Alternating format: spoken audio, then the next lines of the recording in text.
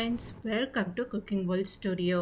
இன்றைக்கி நம்ம என்ன பார்க்க போகிறோன்னா, பச்சை பயிரை முளை கட்டி எப்படி ஒரு வெயிட் லாஸ் ரொட்டி செய்கிறதுன்னு தான் நம்ம பார்க்க போகிறோம். நிறைய ரொட்டி பார்த்துருப்பீங்க. இந்த ரொட்டியில் வெயிட் லாஸ் அப்படியே இறங்குங்க. நீங்கள் வேணால் இதை வீட்டில் ட்ரை பண்ணி பாருங்கள். கொஞ்சோண்டு கோதுமை மாவு சேர்த்து பச்சை பயிரை முளை கட்டி ரொம்பவும் ஹெல்தியான பிரேக்ஃபாஸ்ட் எப்படி செய்கிறதுன்னு பார்க்கலாம் வாங்க. அதுக்கு ஃபஸ்ட்டு கொஞ்சம் இஞ்சி, பூண்டு, பச்சை மிளகா இது எல்லாத்தையும் பொடியை நறுக்கிக்கணும். அதனால நான் வெஜிடபிள் கட்டர் யூஸ் பண்ணுறேன். உங்ககிட்ட வெஜிடபிள் கட்டர் இருந்தால் கூட நீங்கள் யூஸ் பண்ணிக்கலாம். இல்லைன்னா சின்ன சின்னதாக பொடியாக நறுக்கி கூட வச்சுக்கலாம். பாருங்கள், இப்படி பொடியாக நறுக்கிக்கணும். ஏன்னா இதை வாயில் தட்டுப்படக்கூடாது. அதனால ரொம்பவும் பொடியாக நறுக்கி எடுத்துக்கணும். 2 பெரிய வெங்காயத்தை சின்ன சின்ன துண்டுகளாக வெட்டி அதையும் இதில் சேர்த்துக்கோங்க. பாருங்கள், இது முளை கட்டி வச்ச பயிறு. பச்சை பயிறு நம்ம உடம்புக்கு ரொம்ப நல்லதுங்க. அதுவும் இப்படி முளை கட்டி வச்சு குழந்தைங்களுக்கு கொடுத்தா அதை விட நல்லது வேற எதுவுமே இல்லை. குழந்தைங்க பச்சை பயிறு குழம்புல செஞ்சாலோ இல்லை பொரியல் பண்ணி கொடுத்தாலோ ரொம்ப பேர் சாப்பிட மாட்டாங்க. இந்த மாதிரி அடை மாதிரி செஞ்சு கொடுத்தா அப்படியே சாப்பிட்ருவாங்க. இந்த முளை கட்டி வச்ச பயிரை மிக்சியில் போட்டுட்டு கொஞ்சம் நொரன்னு அரைச்சி எடுத்துக்க போகிறேன். முழுசாக மாவு மாதிரி ஆட்டி எடுக்கக்கூடாது. இப்படி எடுத்தால் தோசை பதத்துக்கு வந்துடும். அதனால நல்லா இருக்காது. இப்படி கொஞ்சம் குருணையாக ஆட்டி எடுத்துக்கிட்டா ரொம்ப நல்லது. நல்லா இருக்கும் சாப்பிட்றது. அரைப்படலைன்னா கொஞ்சம் தண்ணி தெளிச்சு அரைச்சி எடுத்துக்கோங்க. அரைச்சி எடுத்ததை ஏற்கனவே நம்ம வெங்காயம் போட்டு வச்சிருப்போம் இல்லையா கிண்ணம், அந்த கிண்ணத்துல வச்சிருங்க. இதுக்கு ஒரு கேபேஜ் எடுத்திருக்கேன். ஒரு கேபேஜை நல்லா கிரேட்டர் வச்சு கிரேட் பண்ணி எடுத்துக்கோங்க. கூடவே 1 டேபிள் ஸ்பூன் உப்பு, 1 டேபிள் ஸ்பூன் ஜீரகம் சேர்த்து நல்லா பிசைஞ்சு எடுங்க. நம்ம பிசையும் போது கேபேஜ்ல இருக்க தண்ணி எல்லாம் வெளியே வரும். இதுக்காக 2 கரண்டி கோதுமை மாவு நான் எடுத்திருக்கேன். அது கப்புல 1 கப்பு கோதுமை மாவு நீங்க எடுத்துக்கோங்க. அது கூடவே கொஞ்சம் கொத்தமல்லியும் கட் பண்ணி போட்டுட்டு நல்லா மிக்ஸ் பண்ணிட்டு ஒரு மூடி போட்டு சைட்ல ஒரு 10 நிமிஷம் வச்சிருங்க.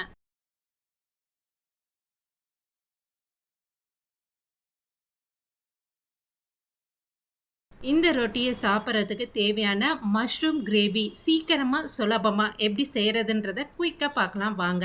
அதுக்காக நான் ஒரு மிக்சி ஜார் எடுத்திருக்கேன். அதில் 4 தக்காளி, 2 பெரிய வெங்காயம், 1 டேபிள் ஸ்பூன் சோம்பு, 1 டேபிள் ஸ்பூன் மிளகாய் தூள், 1/2 டேபிள் ஸ்பூன் மஞ்சள் தூள், 1 டேபிள் ஸ்பூன் நம்ம சிக்கன் மசாலா போடலாம். இல்லை கரம் மசாலா உங்ககிட்ட எந்த மசாலா இருந்தாலும் அதை யூஸ் பண்ணிக்கலாம். சிக்கனுக்கு எந்த மிளகாத்தூள் நீங்கள் யூஸ் பண்ணுறீங்களோ அந்த மிளகாத்தூள் இதுக்கும் யூஸ் பண்ணிக்கலாம்.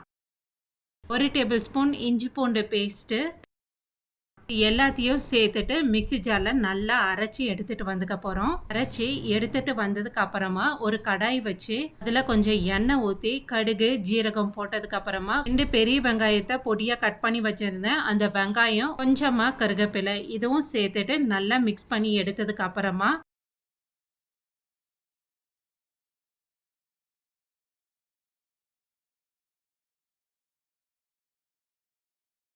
அரைச்சி வச்சிருந்த பேஸ்ட் எடுத்து இதில் கொட்டி நம்ம கிளற போகிறோம். கொட்டி கலந்ததுக்கு அப்புறமா அந்த மிக்சி ஜாருக்குள்ள ஒரே 1 டம்ளர் தண்ணி ஊற்றி நல்லா மிக்ஸ் பண்ணிவிட்டு அதுக்குள்ளே கொட்டி மூடி வச்சிருங்க.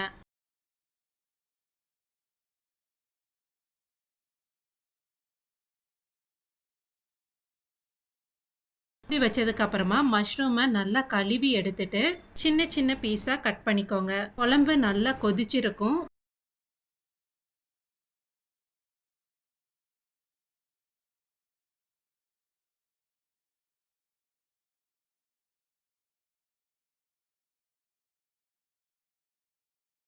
மிளகாத்தூள் வாசனை போனதுக்கு அப்புறமா இந்த மஷ்ரூமை அதில் நல்லா கொட்டி தண்ணி கரெக்டாக இருக்கான்னு பார்த்துட்டு பத்தலைன்னு சொன்னால் ஒரு 1/2 டம்ளர் தண்ணி எக்ஸ்ட்ரா ஊற்றி மஷ்ரூமையும் போட்டு நல்லா மிக்ஸ் பண்ணி மூடி வச்சிருங்க. மஷ்ரூம் நல்லா வேகிறதுக்கு ஒரு 3லேருந்து 5 நிமிஷம் தேவைப்படும்.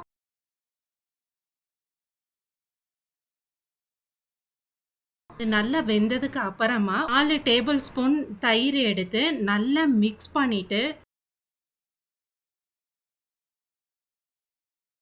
இந்த மஷ்ரூம் குழம்புக்குள்ள இந்த தயிரையும் கொட்டி நல்லா மிக்ஸ் பண்ணிட்டு எடுத்து கீழே இறக்கி வச்சிருங்க. மஷ்ரூம் குழம்பு ரெடி ஆயிரும். ரொம்ப ஈஸியான மஷ்ரூம் குழம்பு, ரொம்பவும் டேஸ்டியா இருக்கும். வீட்ல ட்ரை பண்ணி பாருங்க. வாங்க, அந்த மாவு நல்லா ஊறி இருக்கும். இப்ப ரொட்டி மாதிரி தட்டி எடுக்கலாம். நான் அயன் தவா எடுத்திருக்கேன். எந்த பேன்ல சப்பாத்தி செய்றீங்களோ அந்த பேனே நீங்க யூஸ் பண்ணிக்கலாம். ரொட்டியை தட்டுறதுக்கு முன்னாடி தண்ணியில அந்த பேனை கழுவிட்டு கீழே நல்லா கொஞ்சம் எண்ணெய் அப்ளை பண்ணிட்டு அதுக்கப்புறமா தட்ட ஆரம்பிங்க. இல்லாட்டினா அடியில் அப்படியே பிடிச்சிக்கும். பாருங்க, இந்த மாதிரி பேன்ல கொஞ்சம் எண்ணெய் தடவிட்டு நான் தட்டுறேன். ரொட்டி தட்டும்போது கையை பச்சை தண்ணியில நனைச்சிட்டு அதுக்கு மேல வச்சு நல்லா தட்டி எடுத்துருங்க. இங்க பாருங்க எவ்வளவு சூப்பரான ஹெல்தியான அடை மாதிரி ரொட்டி ரெடி ஆயிருது.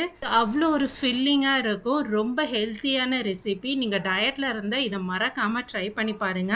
உடம்புக்கு அவ்வளோ நல்லது. குழந்தைங்களுக்கும் இந்த மாதிரி பச்சை பயிரை ஊற வச்சு முளை கட்டி செஞ்சு கொடுத்தீங்கன்னா அவ்வளோ ஹெல்த்தியா இருப்பாங்க. இந்த மாதிரி எல்லா மாவையும் ஒவ்வொரு டைம் நல்ல ரொட்டியா தட்டி எடுத்துக்கோங்க. அவ்வளோ டேஸ்டியா இருக்குங்க. சாஃப்டான ரொம்பவும் ஹெல்தியான பச்சை பயிர் அடை ரெடி ஆயிருச்சு. நீங்களும் வீட்ல ட்ரை பண்ணி பார்த்துட்டு எப்படி இருந்துச்சுன்னு சொல்லிட்டு கீழே இருக்க கமெண்ட் பாக்ஸ்ல மறக்காம கமெண்ட் பண்ணுங்க. நெக்ஸ்ட் வீடியோ அப்டேட்ஸ்ல புதுசா ஒரு ரெசிபியோட உங்களை நான் சந்திக்கிறேன். இது வரைக்கும் மறக்காம குக்கிங் வேர்ல்ட் ஸ்டுடியோவை சப்ஸ்கிரைப் பண்ணலன்னா சப்ஸ்கிரைப் பண்ணிக்கோங்க. கீழே இருக்க பெல் பட்டனை கிளிக் பண்ணிக்கோங்க. நன்றி.